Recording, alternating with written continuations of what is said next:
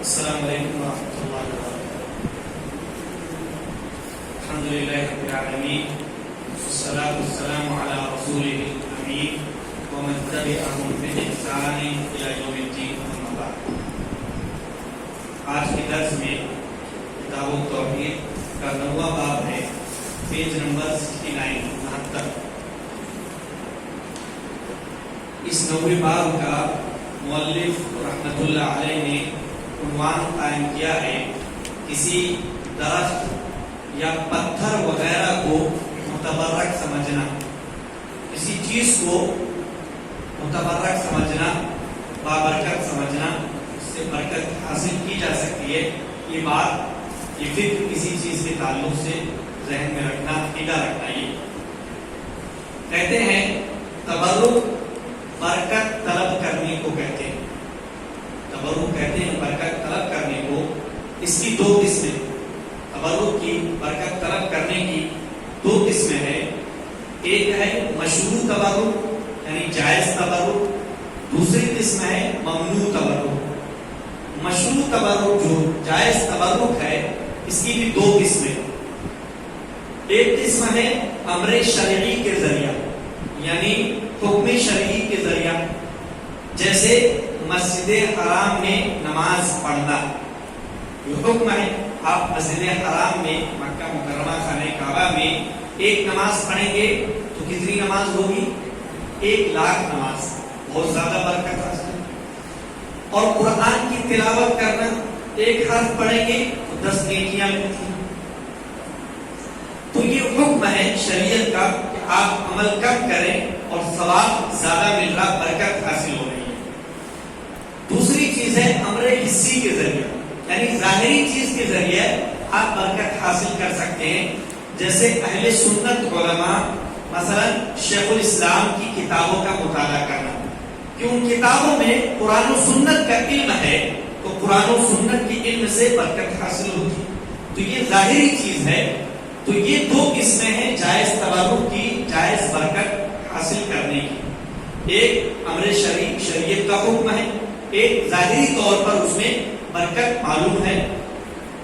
دوسری قسم برکت کی ممنوع تبرک، ناجائز تبرک۔ اس کا ضابطہ، قاعدہ یہ ہے کہ ہر وہ چیز جو امر شرعی یعنی شریعت کا حکم نہیں ہے، یا امر حسی اور نہ ہی ظاہری طور پر اس کے اندر برکت ہے، تو نہ امر شرعی یا امر حسی کے ذریعے ثابت نہ ہو، برکت اس میں ثابت نہ ہو، نہ شریعت سے ثابت ہو اور نہ ہی ظاہری طور پر اس میں برکت ثابت ہو۔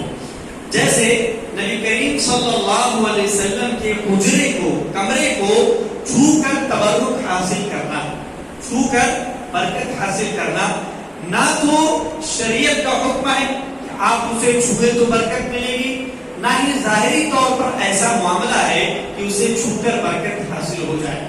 بہت سارے بدعتیوں کو آپ دیکھیں گے، وہ اس طریقے کے اعمال کرتے ہیں جہاں پر نبی کریم صلی اللہ علیہ وسلم کی تدفین ہے، وہاں جو صفائی کی جاتی ہے، جو باہر کے حصے اور دھول وغیرہ جو پھینکی جاتی مٹی وغیرہ، وہ اسے لے آتے اور سمجھتے کہ بابرکت، جبکہ ایسا کوئی معاملہ نہیں۔ آپ تاریخ وغیرہ میں بھی پڑھیں گے کہ بہت سارے بدعتیوں نے جو تاریخ کی کتاب لکھی یا مکہ مدینہ وغیرہ کی تاریخ انہوں نے لکھی، تو وہ اس بات پر افسوس کا اظہار کرتے ہیں کہ اس حکومت نے ان چیزوں کا اہتمام نہیں کیا، ان چیزوں کو باقی نہیں رکھا جو اللہ کے رسول صلی اللہ علیہ وسلم کے زمانے کی تھی، ضرورت نہیں تھی۔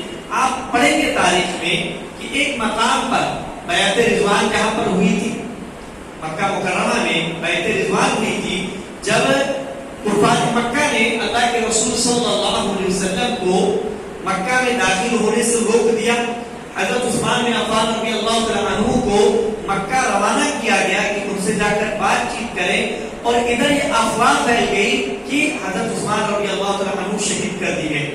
تو وہاں پر ایک عہد و پیمان ہوا، 1400-1500 صحابہ کرام جو اس موقع پر گئے ہوئے تھے، انہوں نے عہد و پیمان لیا اللہ کے رسول سے، بیعت کیا، جسے بیعت رضوان کہا جاتا ہے، کہ جب تک ہم عثمان رضی اللہ تعالیٰ عنہ کی شہادت کا بدلہ نہیں لے لیں گے، ہم جو ہے یہاں سے نہیں جائیں گے، یا تو مریں گے یا پھر ان ان کو ماریں گے. اسے بیعت رضوان کہا جاتا ہے. تو جس درخت کے نیچے وہ عہد و پیمان ہوا تھا، وہ بیعت ہوئی تھی.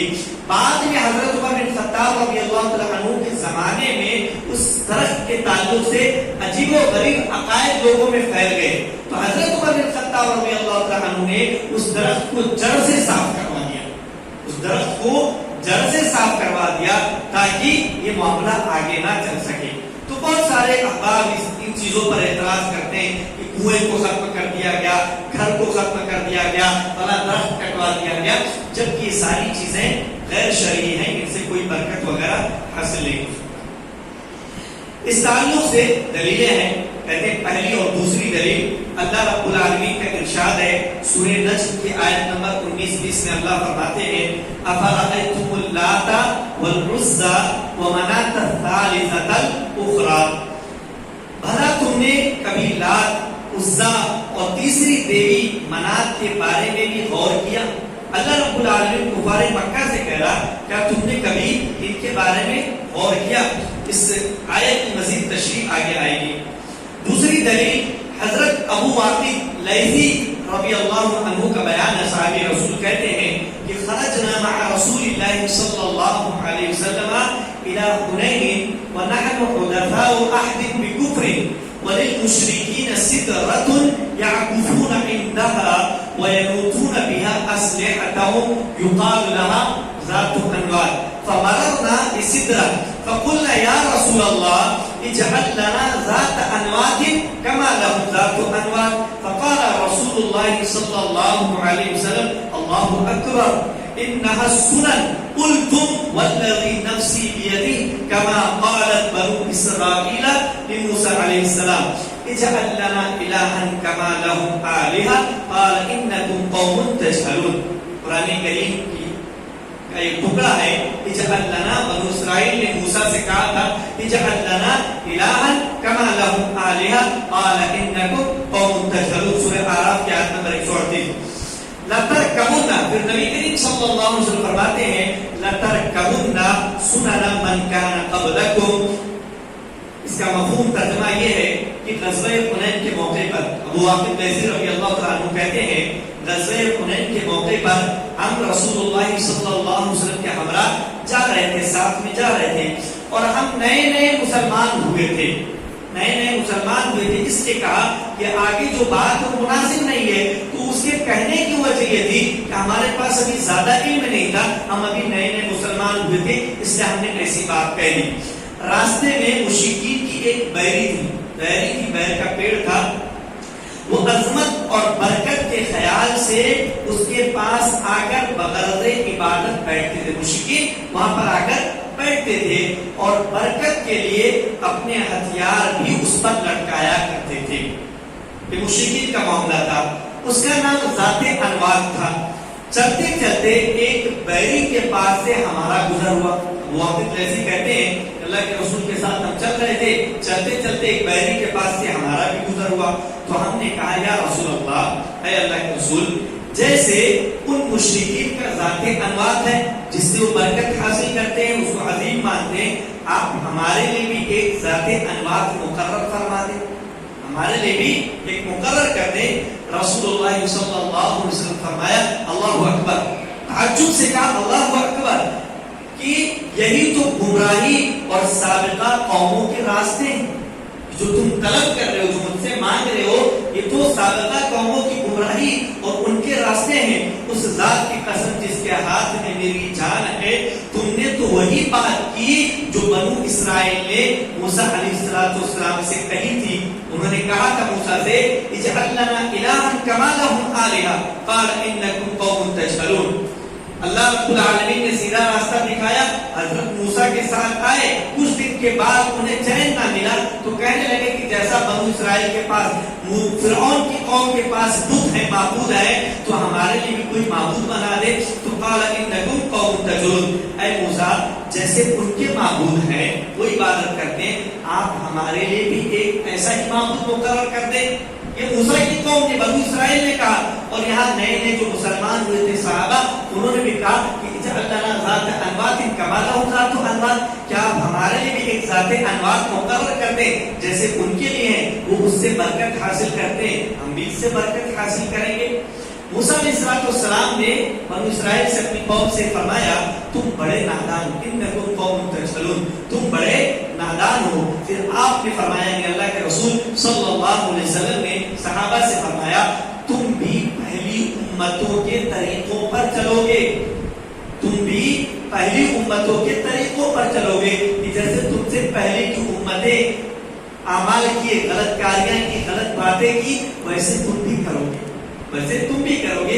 नबी करीम सल्लल्लाहु अलैहि वसल्लम की जानिब से पेशी हुई कि वैसी हरकतें तुम भी करोगे। इस हदीस को इमाम तिरमिज़ी रहमतुल्लाह अलैहि ने रिवायत किया है और सही करार किया है।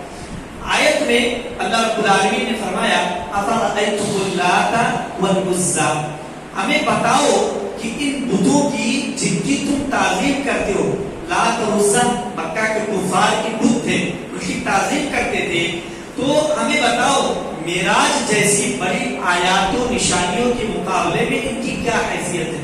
नबी करीम सल्लल्लाहु अलैहि वसल्लम को मेराज कराया गया, उसके मुकाबले में इन बुतों की क्या हैसियत है, जरा बतलाओ। क्योंकि उनका कुफार मक्का का एतकाद था, अकीदा था कि ये बुत उनके नफा व नुकसान के मालिक हैं, ये बुत जो है उनके नफा और नुकसान के मालिक हैं, इसीलिए वो उनके पास आकर उनसे दुआ मांगते थे, उनके लिए कुर्बानियां करते थे और उनका कुर्बत हासिल करने की कोशिश करते थे। तो अल्लाह रब्बुल आलमीन ने कहा कि जिनकी तुम ताज़ीम करते हो इनकी क्या हैसियत है, बताओ जरा, खुसूसन मिराज के मुकाबले में इनकी क्या हैसियत है। आयत में लफ्ज़ अल्लाह, अल्लाह एक बुत का नाम है, इसे ता की तशदीद के साथ भी पढ़ा गया, लात, लात तशदीद के साथ। ये एक नेक आदमी था जो हाजियों को सत्तू घोलकर पिलाया करता था, जब वो मर गया तो उसका एक बुत बना दिया गया और फिर धीरे धीरे उसकी इबादत की जाने लगी, उसको बाबरकत समझा जाने लगा, मुतबर्रक समझा जाने लगा। और लात को ता के तखफीफ के साथ भी पढ़ा गया, लात ता की तखफीफ के साथ लफ्ज़े जलाला अल्लाह का मुअन्नस है, अल्लाह का लफ्ज जो है इसकी मुअन्नस लात बनाते हो, ये मुअन्नस है। आयत में वल उज़्ज़ा का जिक्र है, ये अल्लाह के नाम अजीज से मुश्तक है, अल्लाह का नाम अजीज, उसी अजीज से निकाल कर उज़्ज़ा बनाया गया, मुश्तक मुअन्नस है, उज़्ज़ा मुअन्नस है। वो मनात ये मुश्तक है या तो अल्लाह के नाम अल-मन्नान, मुश्तक है यानी निकला है उससे, या तो अल्लाह के नाम अल-मन्नान से निकला है ये नाम, या मीना से निकला है, क्योंकि उस बुत के पास, मनात के पास कसरत से खून बहाया जाता, बहुत ज्यादा जानवर काटे जाते थे। और मीना को मीना भी इसीलिए कहा जाता है कि यहाँ हज के मौसम में कसरत से कुर्बानी का खून बहता है, मीना में कसरत से कुर्बानियां की जाती हैं, इसीलिए उसे मीना कहा जाता है। हदीस में जो हमने हदीस पढ़ी उसमें एक लफ्ज़ हुदसा, जिसके माने हदीस की जमा हुदसा नया नया के होते हैं, यानी जो अभी नए नए मुसलमान हुए हो, उन्होंने कहा हुदसा अहदिन बिकुफ्र, जब अभी नए नए मुसलमान हुए हैं, यहाँ इसको उनके सवाल के लिए बतौर एतज़ार जिक्र किया गया। उन्होंने जो सवाल किया था अल्लाह के रसूल से, जो तलब किया था कि इजअलना ज़ात अनवात, कि हमारे लिए भी उनकी तरह एक ज़ात अनवात बना दे, तो जो सवाल किया था उस सवाल के एतज़ार के लिए, उस पर माज़रत पेश करने के लिए, ये सवाल हमने क्यों किया, क्योंकि हम नए नए मुसलमान हुए थे, हमारे पास ज्यादा इल्म नहीं था, इसलिए हमने ऐसा कहा।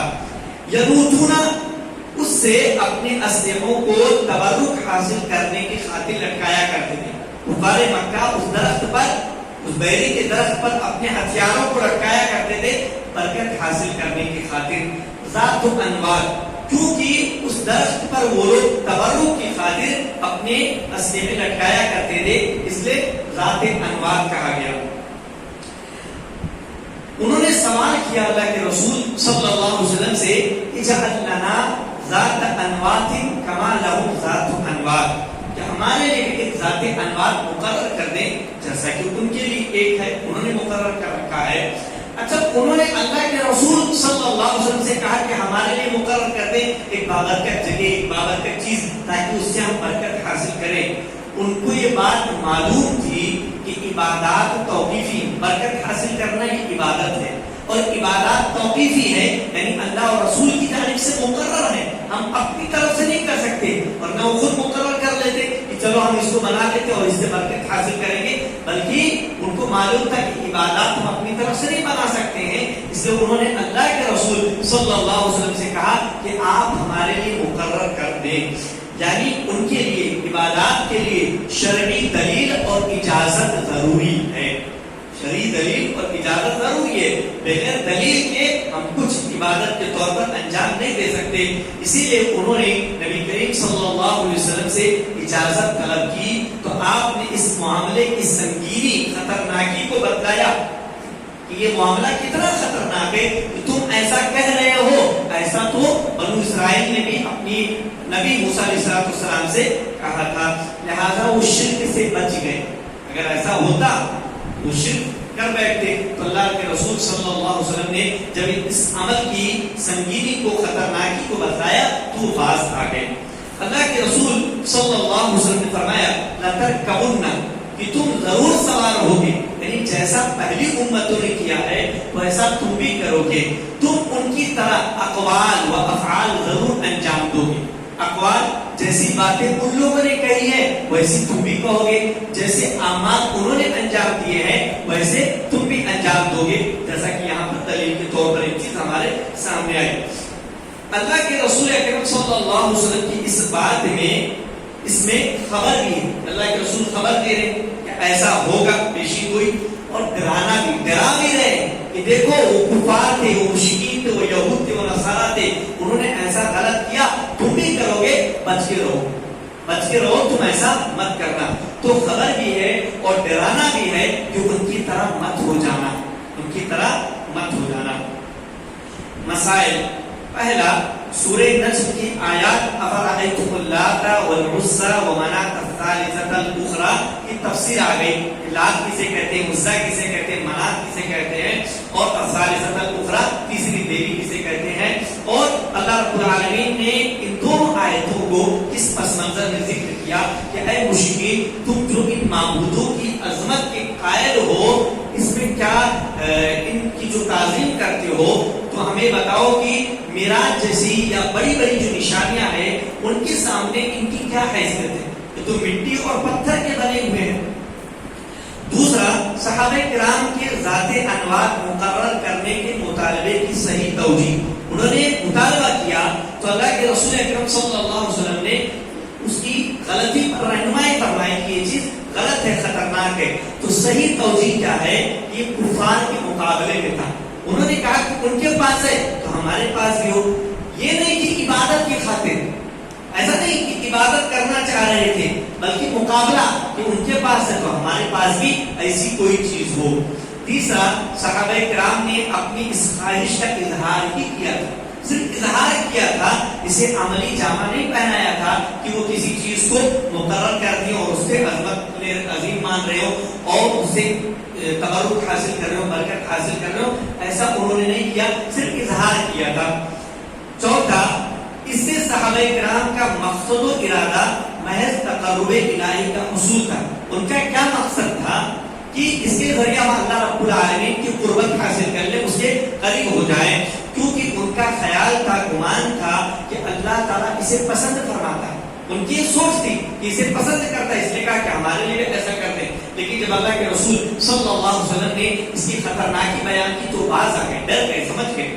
پانچواں، جب صحابہ کرام رضی اللہ عنہم پر شرک کی یہ قسم مخفی رہی، یہ شرک ہے، کسی اور چیز سے جو غیر مشروع ہے اس سے برکت حاصل کرنا، کیونکہ برکت تو صرف اللہ کی ذات اور اسی کے ذریعے ہے، تو اگر ہم اس سے برکت حاصل کریں جس کو اللہ نے مشروع نہیں قرار دیا تو گویا ہم شرک کر رہے ہیں۔ تو شرک کی یہ جو قسم ہے یہ صحابہ پر مخفی رہی، پوشیدہ رہی، ان کو معلوم نہیں ہو سکا کہ شرک ہے، تو جب صحابہ پر یہ چیز پوشیدہ رہی تو دوسرے عام لوگوں کا اس سے نابلد رہنا، لا علم رہنا زیادہ ترین امتیاز ہے، کہ عام لوگ اس سے اور لا علم ہو، بے علم ہو، ناواقف ہو، لہذا ہم لوگوں کے عمل سے دھوکہ نہ کھائیں، دھوکہ نہ کہ فلاں ایسا عمل کر رہے ہیں، فلاں داڑھی ٹوپی والا ایسا عمل کر رہا، اس کا مطلب صحیح ہوگا. نہیں، جب صحابہ لا علم تھے تو ہو سکتا وہ بھی لا علم ہو.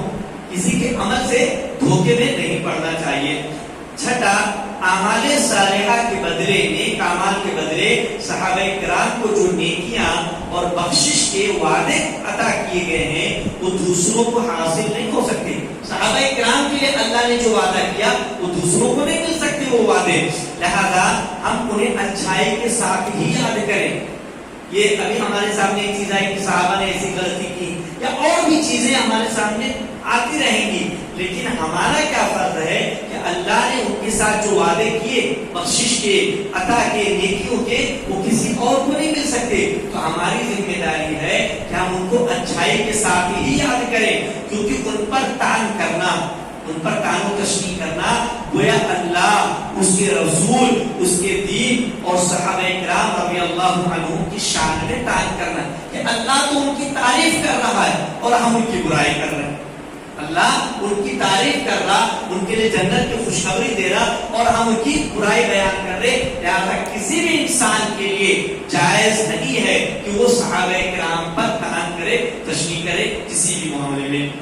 ساتواں، رسول اللہ صلی اللہ علیہ وسلم نے اس بارے میں صحابہ کرام کو معذور اور بے قصور نہیں سمجھا، بلکہ آپ نے ان کی بڑی الفاظ تردید فرمائی. اللہ اکبر، تعجب کیا. یہی تو گمراہی اور پہلی قوموں کے راستے. ان کو بتایا، ان کو معذور نہیں سمجھا کہ تم کو معلوم نہیں تھا، چلو کوئی بات نہیں، بلکہ تعجب کیا کہ ایسا کیسا تم بول سکتے ہو، یہ تو گمراہی کا راستہ ہے، یہ تو گزرے ہوئے قوموں کا راستہ ہے، تم بھی پہلے کے طریقوں پر چلو گے. ان کو جو ہے دھمکی دی اور ایک خبر دی کہ تم بھی پہلوں کے طریقوں پر چلو گے. اس طرح آپ صلی اللہ علیہ وسلم نے تین طرح سے اس کی مذمت فرمائی، تین طرح سے اس عمل کی مذمت فرمائی.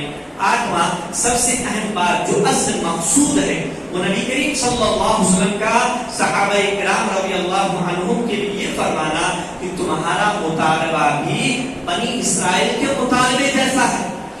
انہوں نے کہا تھا اجعل لنا الہا، آپ ہمارے لیے ایک معبود بنا دے. بنی اسرائیل نے کہا تھا، سو تم نے بھی ایسا ہی مطالبہ کیا، تم نے بھی ایسا ہی مطالبہ کیا. اس میں، اس بات میں، اس میں الفاظ میں بھی مشرکین کی مشابہت سے منع کیا گیا ہے کہ مشرکین جیسے الفاظ استعمال کریں ویسے الفاظ تم بھی مت استعمال کرو. قرآن کریم میں آپ غور کریں کہ استعمال کرتے تھے اللہ کے رسول صلی اللہ علیہ وسلم کو بلانے کے لیے راعینا، اور یہود جو ہے راعینا کہتے تھے تھوڑا سا نیچے کر کے. تو ایک مشابہت پائی جاتی تھی. راعینا کے معنی ہمارے چرواہا، ہمارا چرواہا، اور راعینا مطلب ہماری طرف توجہ دیجیے. تو اس لفظ کے ذریعے وہ اللہ کے رسول صلی اللہ علیہ وسلم کی توہین کرنا چاہتے تھے، تو اللہ رب العالمین نے منع کر دیا کہ اس لفظ کو استعمال مت کرو. تو ایسے تمام الفاظ جو مشرکین غیر مسلموں کے خاص لیے، ان کے لیے خاص وہ استعمال کرتے، ان الفاظ کو ہمیں استعمال نہیں کرنا چاہیے. اس قسم کے مقامات کو مقدس اور متبرک سمجھنا، کسی جگہ کو جس کو اللہ نے مقدس نہیں بنایا، جس کو متبرک بابرکت نہیں بنایا، اس کو بابرکت سمجھنا، توحید اور لا الہ الا اللہ کی نہ سمجھنا توحید اور لا الہ الا اللہ کی مراد کہ توحید اللہ کو ایک ماننا ہے، لا الہ الا اللہ کی جو مقصد جو مراد ہے اس کا یہ مفہوم ہے کام، جس کو اللہ نے متبرک نہیں بنایا، جس کو مقدس نہیں بنایا، ہم اس کو مقدس نہ سمجھیں. یہ ایک انتہائی دقیق اور پوشیدہ بات ہے، انتہائی دقیق بات ہے جسے سمجھنے کی ضرورت ہے. جس طرح سے شہادت کا مطلب ہے کہ اللہ کے سوا کوئی معبود نہیں، اسی طرح برکت بھی اللہ کے سوا کسی سے حاصل نہیں کی جا سکتی. ہم شہادت دیتے ہیں کہ اللہ کے سوا کوئی معبود نہیں، تو یہ بھی بات اس میں داخل ہے کہ اللہ کے سوا برکت بھی کسی اور سے حاصل نہیں کی جا سکتی ہے. اللہ جتنا حکم دے گا اتنا ہی کر سکتے ہیں. 10واں، نبی کریم صلی اللہ علیہ وسلم نے فتوے پر قسم کھائی، اللہ کے رسول نے قسم کھائی، جبکہ بنا کسی مصلحت یا دفع مفسدہ کے قسم کھانا رسول اکرم صلی اللہ علیہ وسلم کی عادت مبارکہ نہیں تھی. یعنی کسی بڑی چیز پر ہی اللہ کے رسول قسم کھاتے تھے، یعنی یہ بات بہت بڑی ہے. 11واں، چونکہ صحابہ کرام کو اس مطالبے کی وجہ سے مرتد نہیں سمجھا گیا کہ وہ اسلام سے پھر گئے، اس سے معلوم ہوا کہ شرک بڑا بھی ہوتا ہے اور چھوٹا بھی ہوتا ہے۔ چھوٹا شرک اگر کوئی کرتا ہے تو وہ جو ہے کافر نہیں ہو جائے گا۔ 12واں، ابو واقد رضی اللہ عنہ کا یہ کہنا کہ ہم لوگ ابھی نئے مسلمان ہوئے تھے، اس سے پتہ چلتا ہے کہ دوسرے صحابہ کرام کو بھی اس بات کا علم تھا کہ ایسا کرنا درست نہیں۔ دوسرے صحابہ کرام کو علم تھا کہ ایسا کرنا درست نہیں ہے، جو نئے مسلمان ہوئے تھے ان کو علم نہیں تھا، اس لیے انہوں نے اللہ کے رسول صلی اللہ علیہ وسلم کو سے ایسا مطالبہ کیا۔ تو ان کو جو نئے مسلمان ہوئے تھے ان کو ان کی جہالت، ان کی لا علمی کی وجہ سے معذور سمجھا جائے گا، کیونکہ وہ ابھی نئے مسلمان ہوئے تھے۔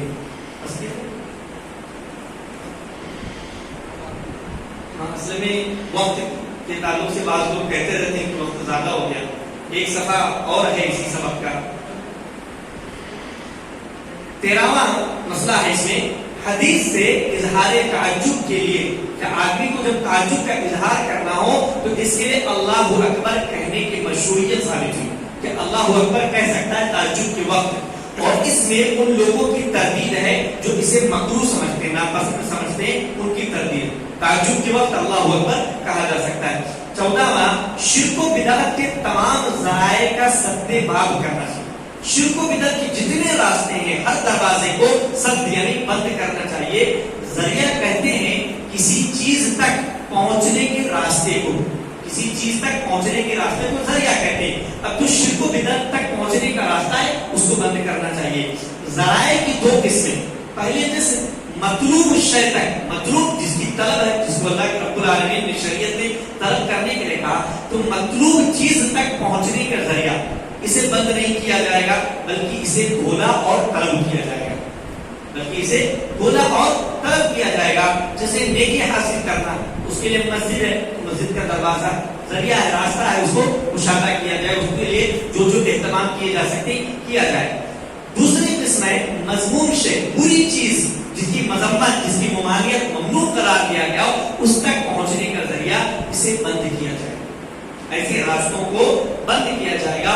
اور یہی مؤلف رحمۃ اللہ علیہ کی مراد ہے کہ ایسے تمام راستے جو گناہ تک، شرک تک، بدعت تک پہنچانے والے ہوں، ان راستوں کو بند کیا جائے۔ آپ غور کریں گے اللہ کے رسول صلی اللہ علیہ وسلم کی زندگی میں اپنے تعلق سے تو اتنا اہتمام نہیں کرتے، لیکن جب اللہ رب العالمین کے حق کی بات آتی، توحید کی بات آتی، تو وہاں فوراً ٹوکتے۔ جیسا کہ ہم پڑھیں گے آگے کہ ماشاء اللہ و شئتا، یہ جملہ ہے، منع کیا گیا، لیکن اللہ کے رسول صلی اللہ علیہ وسلم جب اللہ کا مرتبہ، اللہ کی بات آئی، تو اللہ کے رسول نے منع کیا کہ اس طرح نہ کہو، ماشاء اللہ وحدہ کہو، جو صرف اللہ چاہے، وشئتا جو آپ چاہیں، میرا نام وہاں پر شامل نہ کرو، یا پھر ثم شئتا کہو، پھر آپ چاہیں، اللہ پھر رسول جو ہے، برابر مت کرو دونوں کو۔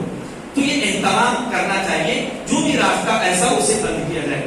15واں مسئلہ، اس میں اہل جاہلیت کی مشابہت سے منع کیا گیا ہے۔ اہل جاہلیت یہ صرف بعثت سے قبل کے زمانے کے ساتھ خاص نہیں۔ جاہلیت جب کہا جاتا ہے تو بعض مفہوم میں، بعض مصطلحات میں یہ ہوتا ہے کہ جاہلیت سے مراد اسلام سے پہلے کا زمانہ، لیکن اس میں جو مشابہت سے منع کیا گیا وہ صرف اسلام سے پہلے کے زمانے کے ساتھ خاص نہیں ہے، بلکہ اس میں حق سے جہالت، حق سے لا علمی یا جاہلوں کے کام جیسے کام بھی داخل۔ جاہلوں کے کام ہو، وہ آج کے زمانے میں یہ بات کبھی بھی کسی بھی زمانے میں وہ کام بھی اس میں داخل ہے کہ ان کی مشابہت نہیں اختیار کی جائے گی، اور یہ سب بھی اہل جاہلیت میں ہی شمار کیے جائیں گے۔ 16واں، اس میں دوران تعلیم، آدمی تعلیم دے رہا ہے کسی کو، تو دوران تعلیم کسی مصلحت کی بنیاد پر استاد کا شاگرد پر ناراض ہونا ثابت ہے۔ اللہ کے رسول ان پر ناراض ہوئے کہ کیا کہہ رہے ہو تم لوگ، تعجب کیا، اور یہ تم لوگ کیسی بات کہہ رہے ہو، جیسا کہ بنو اسرائیل نے کہا تھا، تو استاد شاگرد پر ناراض ہو سکتا ہے۔ 17واں، نبی کریم صلی اللہ علیہ وسلم فرمائے انہا سنن، یہ طریقے، یہ پچھلی قوموں کے طریقے، یہ فرما کر عمومی اصول بیان کر دیا، اور یہ ڈرانے کی خاطر ہے کہ اس طرح کی چیزیں، یہ پرانی قوموں کے طریقے ممنوع ہیں۔ 18واں، نبی کریم صلی اللہ علیہ وسلم کی یہ خبر بھی علامات نبوت میں سے ہے۔ خبر دی آپ نے یہ طریقے اور ایسے تم بھی چلو گے تو آپ کی پیشین گوئی کے مطابق اب اسی طرح ہو رہا ہے. اللہ کے رسول اکرم صلی اللہ علیہ وسلم نے ایک حدیث میں بیان فرمایا تھا لَتَتَّبِعَنَّ سَنَنَ مَنْ كَانَ قَبْلَكُمْ لَوْ دَخَلُوا فِي جُحْرَ رَبٍّ لَدَخَلْتُمُوهُ کہ تم ان کے نقش قدم پر چلو گے. ایک شبرن بشبرن ایک بالش تو وہ چلیں گے تم بھی ایک بالش چلو گے. لو دخلوا جحر رب اگر وہ گوہ کے بل میں گئے جائیں گے لدخلتم تو تم بھی اس میں ان کے پیچھے پیچھے چلے جاؤ گے. صحابہ نے پوچھا کون مراد ہے؟ کہا الیہود والنصارى. یہود و نصارہ مراد ہے. تو وہی بیان کی گئی اللہ کے رسول اکرم صلی اللہ علیہ وسلم جو پیشین گوئی کی تھی اسی طرح ہو رہا ہے. آج دیکھ لیں کہ ان کے نقش قدم پر چلا جا رہا ہے, ان کی مشابہت اختیار کی جا رہی ہے. 19واں اللہ تعالیٰ نے قرآن کریم میں جن باتوں پر یہود و نصارہ کی مذمت فرمائی, ان کی برائی بیان کی, وہ دراصل ہمیں تنبیہ ہے, ہمیں تنبیہ کی گئی, ہمیں خبردار کیا گیا کہ ہم اس سے بچیں. یہود و نصارہ کی جس عمل پر برائی بیان کی گئی ہمیں کہا گیا تم اس سے بچو. 20واں اہل علم کے یہاں یہ اصول طے, بہت اہم بات, اہل علم کے یہاں یہ اصول طے ہے, یہ قاعدہ طے ہے کہ عبادت کی بنیاد حکم اور امر پر ہے. اللہ کا حکم ہوگا تو ہی عبادت کر سکتے ہیں, رسول کا حکم ہوگا تو ہی کر سکتے ہیں, اور اپنی مرضی سے کوئی عبادت مقرر نہیں کی جا سکتی. اس سے قبر کے سوالوں پر تنبیہ ہوتی ہے, قبر کے سوالوں پر تنبیہ ہوتی ہے کہ قبر میں پہلا سوال یہ ہوگا من ربک, تیرا رب کون؟ یہ تو واضح ہے. البتہ دوسرا سوال من نبیک, تیرا نبی کون؟ اس کا تعلق امور غیبیہ سے, غیب کی بات ہے. آدمی کو وہاں کیسے پتا, قبر میں کیسے پتا؟ آدمی دنیا میں اگر ٹھیک ٹھاک عمل کیا ہوگا تو وہاں جواب دے لے گا, ورنہ وہاں تو کچھ نہیں. اور تیسرا سوال ما دینک, تیرا دین کیا ہے؟ اس پر آیت اجعل لنا الہا کما لہم آلیہ آخر تک دلالت کرتی ہے. آدمی جیسے طریقے پر چلے گا وہاں پر وہ طریقہ وہ بیان کر دے گا. 21واں اہل کتاب کے طور طریقے بھی اسی طرح مذموم ہیں, ان کی مذمت کی گئی ہے جیسے مشرکین کا مذہب اور ان کے اطوار ہیں, ان کے طریقے ہیں. 22واں جو شخص باطل سے حق کی طرف آتا ہے, باطل سے حق کی طرف, گمراہی کے راستے پر تھا پھر صحیح راستے پر آ گیا, اس کے دل میں قدیم عبادت, جو عبادت جو طریقے پر تھا, جس طریقے سے کرتا تھا, قدیم عبادت, عقائد جس عقیدے پر تھا, اور تصورات کا کچھ نہ کچھ اثر باقی رہ جاتا ہے. جس طریقے پر تھا کچھ نہ کچھ اثر اس کے اندر باقی رہ جاتا ہے. جیسا کہ ابو واقد رضی اللہ عنہ نے کہا ہم ابھی نئے نئے مسلمان ہوئے تھے تو وہ اثرات باقی تھے, اگر پختگی آ جاتی تو اثرات ختم ہو جاتے.